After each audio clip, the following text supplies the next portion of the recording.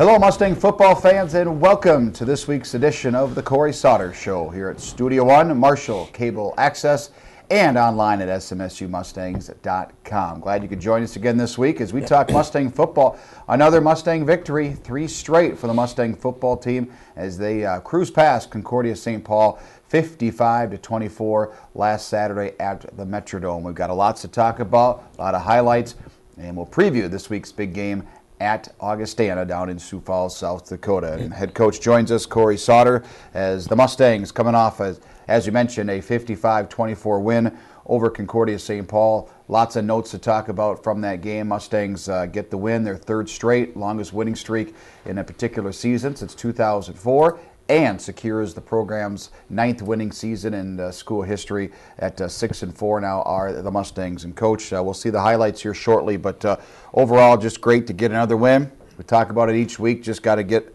that win that week, and that's what you did. And the other accolades we can talk about, but more importantly, just did what you had to do, was beat a team that you knew you probably could and went in there and dominated. Well, that was really our biggest message all week is, we had a big win against Winona State, and it was a battle. That was a big win for our program, and the thing that you worry about the most is just having a letdown, and not that Concordia is a lesser opponent or anything like that, but just the fact that we wanted to play well, play at a high level all game long. And that was really our mission all week, and so they heard it plenty of times from our coaching staff what we expected out of them to get each and every practice to where it needed to be. I felt we did that, we accomplished that, and then just going into the ball game, I just really felt we had that quiet confidence. We felt like we were ready to go, ready to play, and took the field and got off to a really good start. Yeah, it was a great start. The Mustang defense makes Concordia punt, goes 3 and out. Your first play, a big run by Tondrum, set you up. You go down and score. You take a 14-0 lead, and as you mentioned, you probably couldn't have a better start to take that lead, and the Bears just never could really get back into it. Well, yeah, I mean, we were able to get on the board early and often, and that put them in a bad situation. To their credit, they kept battling back, even in that first half. But we ended up scoring 35 points in the first half, and that's obviously doing some good things on our offensive side, and then defensively being able to get enough stops. And we did, I feel, give up one we wanted back, defensively. They were able to convert and score a touchdown on a long yardage situation. But other than that, I thought we played pretty well in that first half, and going into halftime, I felt things were where they needed to be. We just needed to make sure that we didn't let up. We just had to continue to play, do what we're doing. Really didn't have to change a whole lot at halftime. It was just more of doing more of the same and continue to execute. Well, you talked about the touchdown late in the first half with 25 seconds left. Concordia gets a TD on a 4th down play. But besides that, I mean, your defense gets a pick 6. They were put in a tough spot on a special teams long kick return by the Golden Bears, but they played very well, really to bounce back after giving up a lot of yards against Winona. Did an excellent job against Concordia and just put you in so many good spots for the offense as well. Yeah, they did, and it really didn't at any point in the game ever feel like we were scrambling defensively, like we didn't have answers. Guys were in really good position, and for the most part, we made the plays when they're there to be made, and that was really nice to see. We didn't have really any major breakdowns, guys out of position, and so when you do that over a course of a ball game, you're going to have some success. And as you mentioned, Deshaun Miller coming up with another big interception for a touchdown, and things are going well when you're getting a score on your defense from the defensive side, and that definitely helped extend our lead and put us in a little bit more of a comfortable situation. Well, on the offensive side, a big offensive day again for a couple of players, but let's talk about the play of quarterback Charlie Kern, who was named the Conference Player of the Week on Monday. Kern, 27 of 39 passing, 317 yards, had 5 touchdown passes, a career high for Kern, and also ran for a touchdown and had 57 yards rushing. And he really had a very excellent game, not only throwing but running the football and just directing this offense. He did. He ran our offense about as well as he could. I mean, throwing for 5 touchdowns. He was able to make some plays with his feet. There's times where things were broken down where he was able to get us some good positive yardage. But kind of the key stat for him is just he's been able to get us down the field without any turnovers. You look at all these last couple games, we're really stingy with the football. We're not giving the ball up, and anytime you do that, you're going to put yourself in pretty good position to win football games, or at least put yourself in position to win football games in that fourth quarter. And he's done that. He really directs our offense. He understands it inside and out, and puts us in really good position. But we've got so many different weapons around him that it makes his job a little bit easier. But ultimately, he's the guy that has to make the decision and make the throw and make the reads on the runs and things. And he's been able to do all those things. And it's really pretty fun to watch when this offense starts clicking. Yep, Curran again, the big day again, Player of the Week in the NSIC. Tyler Tondrum, leading rusher in Division II, had a nice game again, 156 yards rushing and a touchdown receiving-wise. Jordan Cross and Cody Conn, both with 6 receptions and combining with for 3 touchdown receptions in the game. And again, we had a lot of different guys catching the football, and of course the big play by Anthony Dean, who hasn't caught a lot of balls the last few weeks, but when he makes a catch, it's usually for big yardage. And he had a 63-yard touchdown reception in the game, and it's just an overall pretty explosive game considering you didn't have the football that much. Again, time possession against Southwest, and just had it about 23 minutes, but able to score and put up some big numbers. And we mentioned not having the ball that much, but you were able to put together a couple of double-digit play drives, which is pretty unique for Southwest in the last couple of months. Right. Well, in that second half, I think we only had the ball for 4 possessions, I think, and one of them was just at the end of the game. We were just kind of run the clock out. So we were able to score on all those situations and capitalize, and as you mentioned, sustain some drives, longer than the normal 3, 4, 5 play drives. We're able to extend some of those, some of them by penalty. So we had a few breaks go our way that way. But how about Anthony Dean? In the last 2 games, he's got 3 catches total, and all 3 of them are touchdowns. So obviously we need to throw it to him more often, I think. But we've got just so many weapons, as I mentioned. Condon making some plays for touchdowns. Jordan Cross. And everyone's going to have the ability to make something happen in what we do, and that's the fun part. That makes my job a lot easier. You just dial up something, and they find a way to make it work. So hopefully we continue that next week. Well, you talked about keeping that momentum when Concordia comes back, and they fought in that first half. They get a touchdown late in the first half. You go into halftime break, you get the ball first. Real important to get that score, and you did right off the bat and get that lead back up to a comfortable margin. And that just shows that ability to kind of forget things. The team has done that throughout after losses this year. But after a tough way to end the first half, it didn't bother them to come out, get a score, and then Concordia is forced and gets stopped, turns the ball over on downs.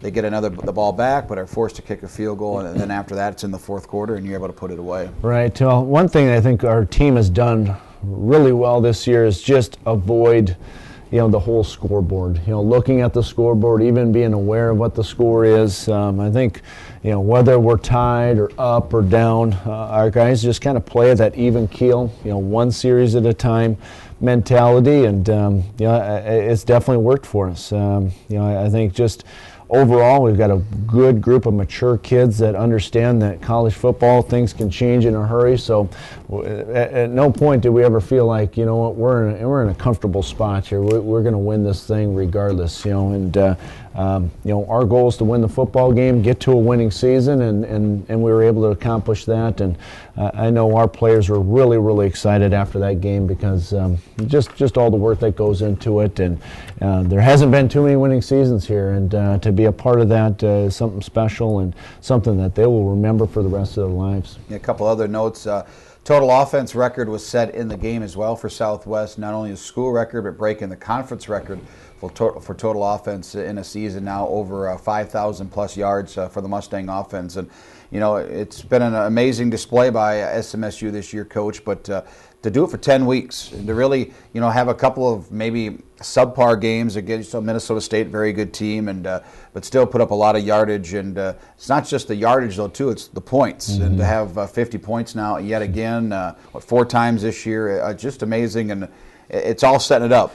Offense and defense getting some scores, and the special teams. I mean, had a long kickoff return given up, but a couple of long punts by Mike Wank, and getting you out of trouble when you did have to punt. I mean, it's why you got 6 wins right now, and very easily could have 8. Right. Well, you look at the number of points we're scoring. We're creating some turnovers and things on defense, getting some critical stops in the red zone, so that's definitely helped us out.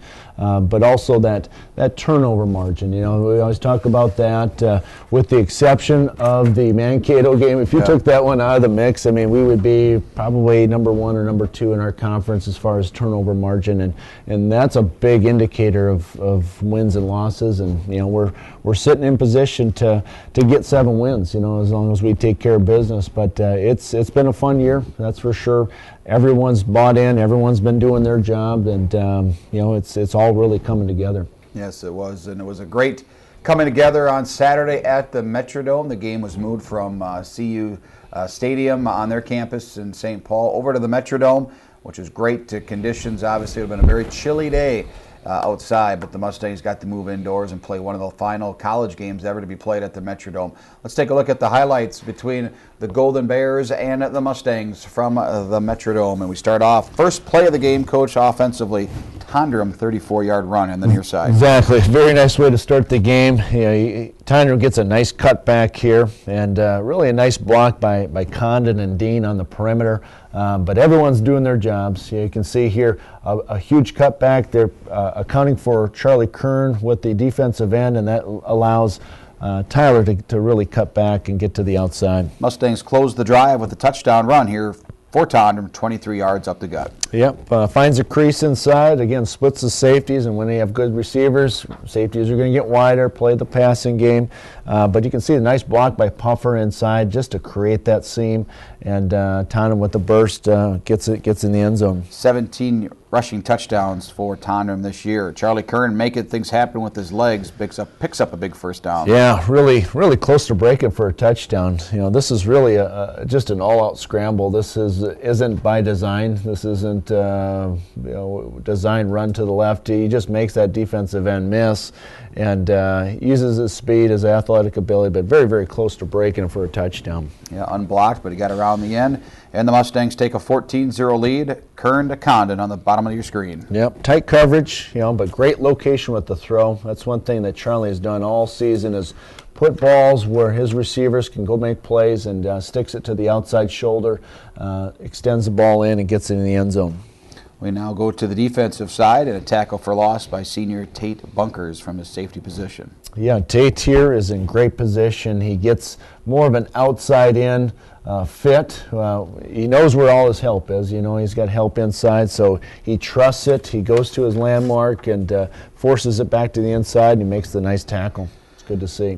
Concordia would go down and score on a short drive following a long kickoff. It was 14-7. Mustangs get the ball back, and a 63-yard strike here to Anthony Dean. Really not the best protection. We actually got a hit on our quarterback on this play, and we ended up setting this play up throughout the ball game, and really just a perfect throw. Anthony runs by the guy, and Kern just puts it right on the screws, and it's a great way to get ourselves in the end zone. And that made the score 21-7 in favor of the Mustangs. Back on defense, and Bunkers again making a stop from his safety position. Yeah, again, Tate, probably one of our best tacklers over the years. Very sure tackler, and he does a nice job coming down from his safety position, filling holes, filling gaps. He understands leverage and makes a nice tackle. Big hit here by Donovan Woods, the sophomore cornerback. Yeah, with Woods here, he's actually in a zone coverage, playing outside leverage. He has his eyes to the quarterback. He can see the play developing, and as the ball's in the air, he again makes a nice tackle in the open field. Back on the offensive side, a 22-yard run by Tondrum here in the second quarter. Yeah, huge hole, and I tell you what, a great effort by Dean, getting in the way, getting that guy to spring an additional 10, 15, 20 yards around the edge. Yeah, these are just the things a lot of people don't pick up, but the block here by Dean here on the outside. Right, and it's just great effort. That's all it is. That's what you try to teach, is just get somebody. You may not be perfect, but at least get somebody. Mustangs facing 4th and 9.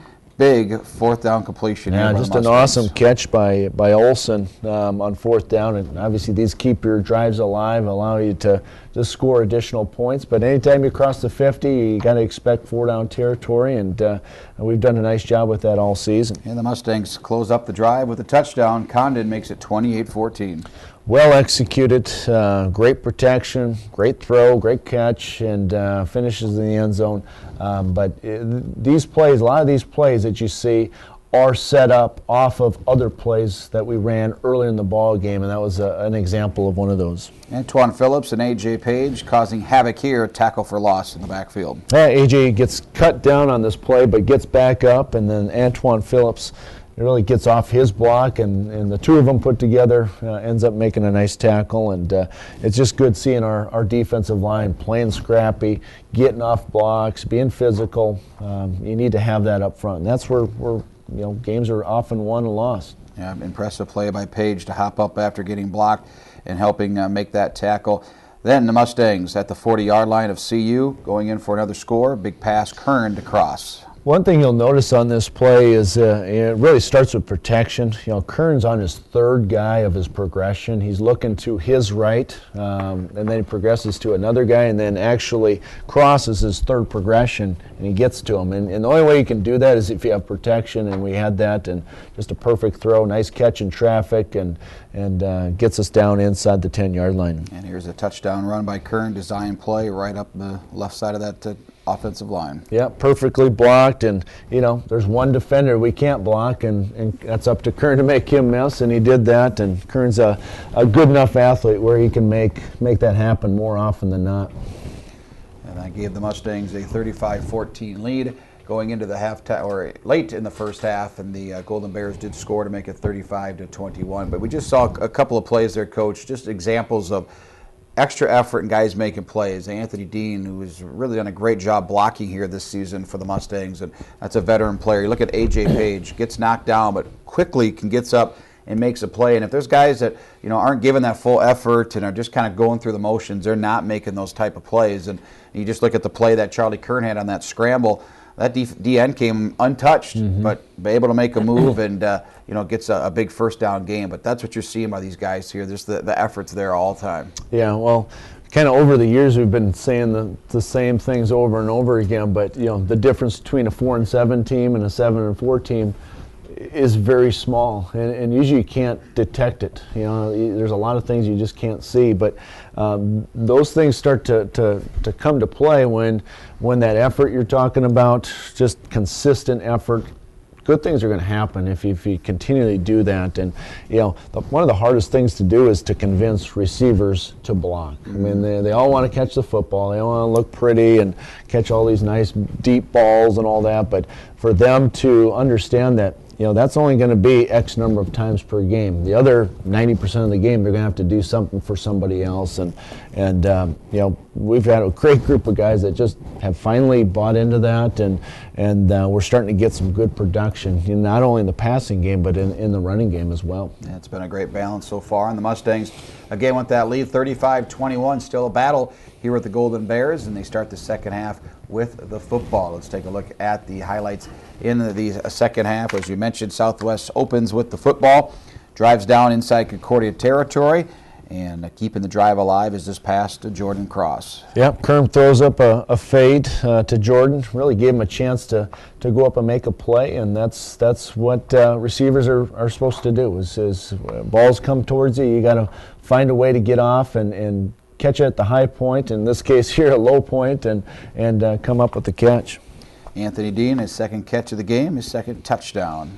Back shoulder fade, this is probably one of the hardest routes to defend, is that back shoulder fade. When you throw it perfectly, run it properly, it's a tough one to defend, and especially when you get a man coverage situation. It truly is just one-on-one, and Dean's done a nice job all year winning those battles. Nice stop here by the Mustangs. Deshaun Miller, A.J. Page, Concordia on 4th and goal gets stopped here for a short gain. Yeah, really nice stop, and they just do a nice job rallying to the football. And the ball's out to the back, and they're getting to the football. Everyone's running to the football. Not just one guy, but just multiple guys. There's really nowhere to go, and that's just a good picture to see when you're a defense. Yeah, actually, just 4th and 4. Still had a chance for a first down. Mustangs make a stop. Here's Andrew McReynolds' tackle for loss here from his cornerback spot. Yeah, he gets off the block and hits the receiver in the backfield.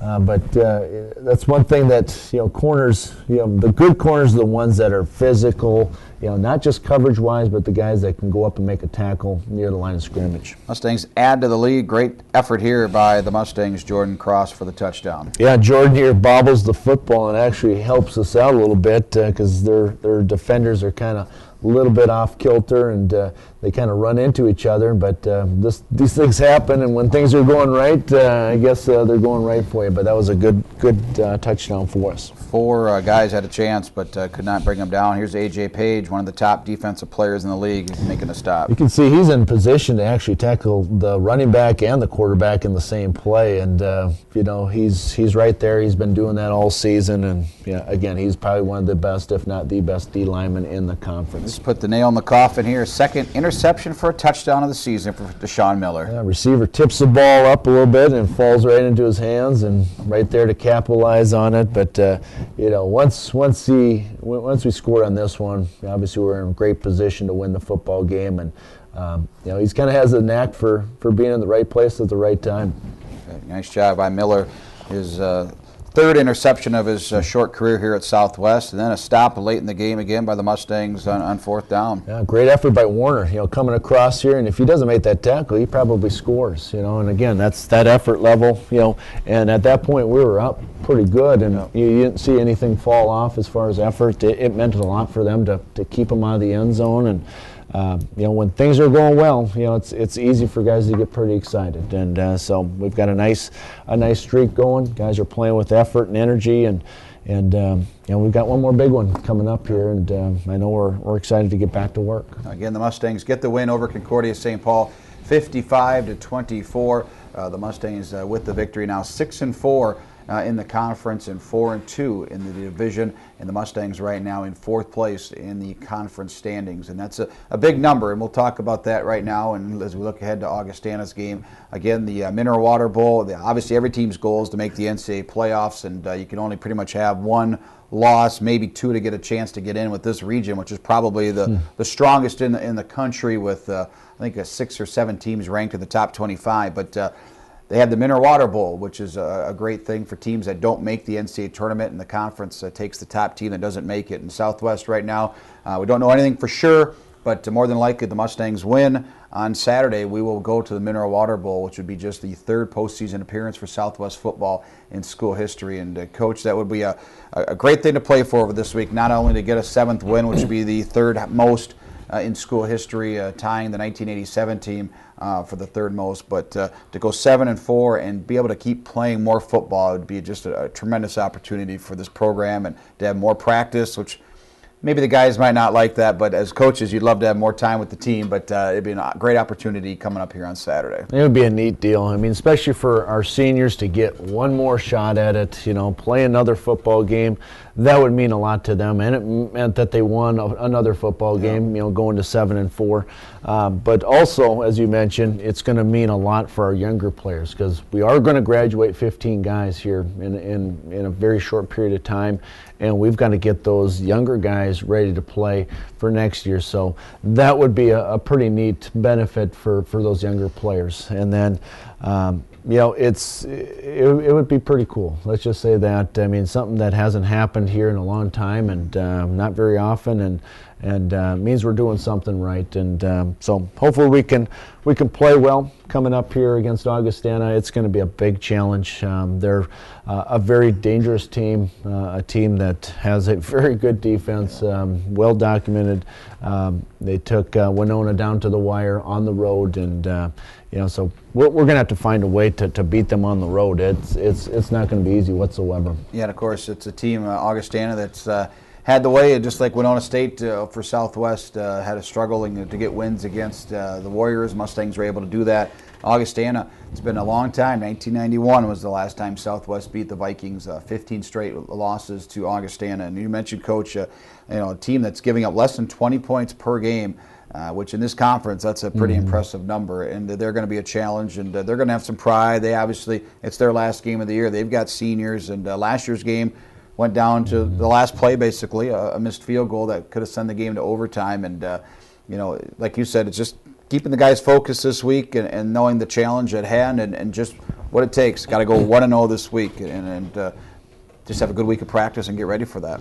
Well, we can't afford to have one bad practice this week. I mean, we haven't had many bad ones all season, but this is a week where we cannot have one bad practice. We have to have a great Tuesday, Wednesday, Thursday, Friday. That way we feel very, very confident knowing going in that game that we did everything possible to get ourselves ready to play. And if they beat us on Saturday, so be it. I mean, we can feel good about our preparation and all those things. But the last thing we want to do is take anything for granted. We're going to put our best foot forward. Preparation-wise, our coaching staff has worked around the clock trying to put together a great plan. Our players now are going to execute that plan throughout the week and feel good about it, and then ultimately on Saturday we've got to go out and execute it. And I don't want our players to be tight and uptight and tense and all that, because we have to win this game to go beyond. I just want us to do what we've been doing, and that's really our goal, is just to continue doing what we're doing, believe in one each other. We've got a great formula, and if we do that, and we win, great. If we don't, we can feel good about what we've accomplished this season.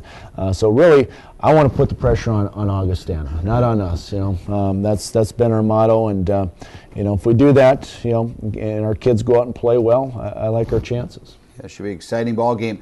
1 o'clock is the kickoff down in Sioux Falls against Augustana College. And again, the Mustangs with the victory would more than likely continue their season into December down at the Mineral Water Bowl, which is played in Excelsior Springs, Missouri. But still, a big week coming up for the Mustangs against the Vikings, 1 o'clock at the Sioux Falls Kirkby Over Stadium on the campus of Augustana College. For the head coach, Cory Sauter, I'm Kelly Law. Special thanks to you for watching this week's episode of the Cory Sauter Show. Make sure and keep up to date with what's happening with Mustang Athletics at SMSUmustangs.com. Until next time, go Mustangs!